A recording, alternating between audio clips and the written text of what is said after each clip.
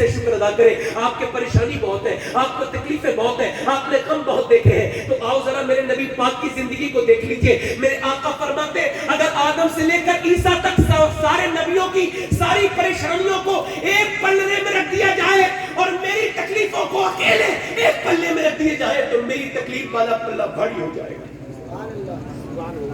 میری تکلیف والا پلڑا. امام غزالی کہتے ہیں وہ ایک سیدانہ وہ حضور کی بارگاہ میں گئی سید زادی, اور وہ رو کے کہنے لگی نانا مدینے والے بڑے ستا رہے. آ گئی. دوسرے دن گئی, کہنے لگی نانا بڑے ستا رہے مدینے والے, کوئی آواز نہیں. تیسرے دن گئی, پھر بولی نانا مدینے والے بہت ستا رہے. اور جب حضور کی بارگاہ سے کوئی آواز نہیں آئی تو رو کے کہنے لگی آپ میری بات نہیں سنتے نانا, میں آپ کی نسل کی بچی ہوں, مجھے مدینے والے بہت ستا رہے. امام غزالی کہتے ہیں اندر سے آواز آئی میری بیٹی تو اپنے نانا کی پریشانی یاد کر لے, تجھے اپنی پریشانیاں چھوٹی لگنے لگیں. حضور ابھی دنیا میں تشریف نہیں لائے. حضور کے والد کا نام ہے جناب سیدنا عبداللہ, ماں کا نام کیا ہے سیدہ.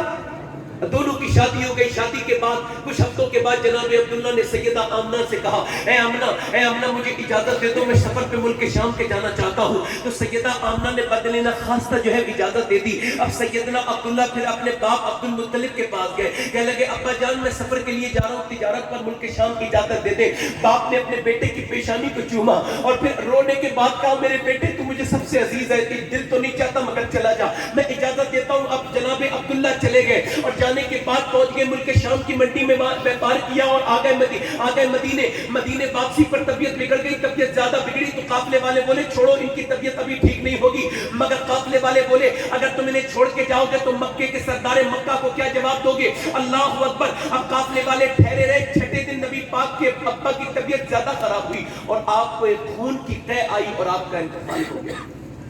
حضور ابھی دنیا میں تشریف, وہ لوگوں اپنے نبی کو سنو یار, اپنے حضور کی زندگی سنو.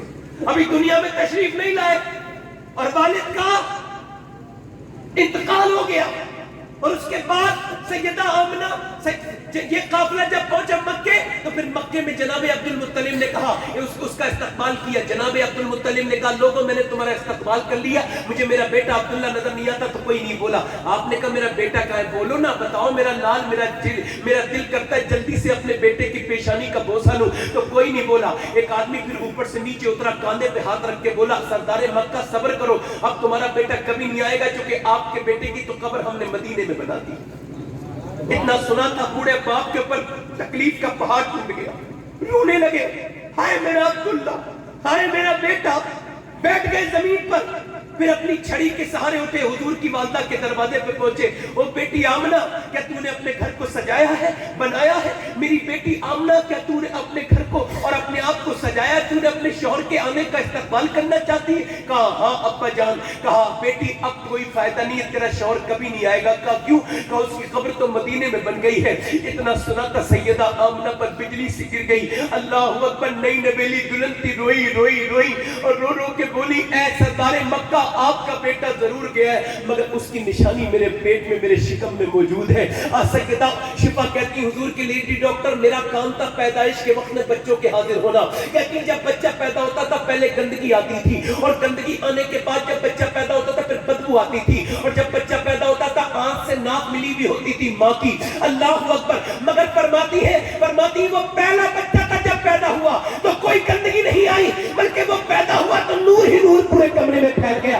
جب وہ پیدا ہوا تو ایسی خوشبو میں نے سونگی جیسی خوشبو کبھی میں نے کستوری میں بھی نہیں سونگی تھی. کہتی جب میں نے اسے گود میں لیا نا محمد صلی اللہ علیہ وسلم کو, فرماتی جب گود میں لیا تو جن ہاتھوں سے پکڑا تھا ان ہاتھوں کی خوشبو کئی مہینے تک نہیں جاتی تھی. اللہ اکبر. فرماتی وہ دن بھی دیکھا کہ جب سارے عرب کی دائیاں آ چکی تھی اور مکے میں آنے کے بعد بچہ لینے آئی تھی, بچوں کو لینے آئی تھی, مگر وہ عورتیں میرے نبی پاک کے دروازے گھر کی طرف کو نہیں جاتی تھی. پوچھا جاتا تھا کیوں نہیں جاتی ہے؟ سیدہ آمنہ کہتی او شفا یہ بتا کوئی عورت میرے بیٹے کو کیوں نہیں لے کے جاتی, کوئی دائی میرے لال کو دودھ پلانے کیوں نہیں لے کے جاتی؟ تو وہ کہتی میں نے کہا آمنہ وہ اب عورتیں منع کرتی ہیں, وہ کہتی آپ کے بچے کو لے کے جائیں گی تو اس کا بدلہ کون دے گا, آپ کا بچہ تو یتیم ہے, آپ کے بچے کا تو باپ ہی نہیں ہے.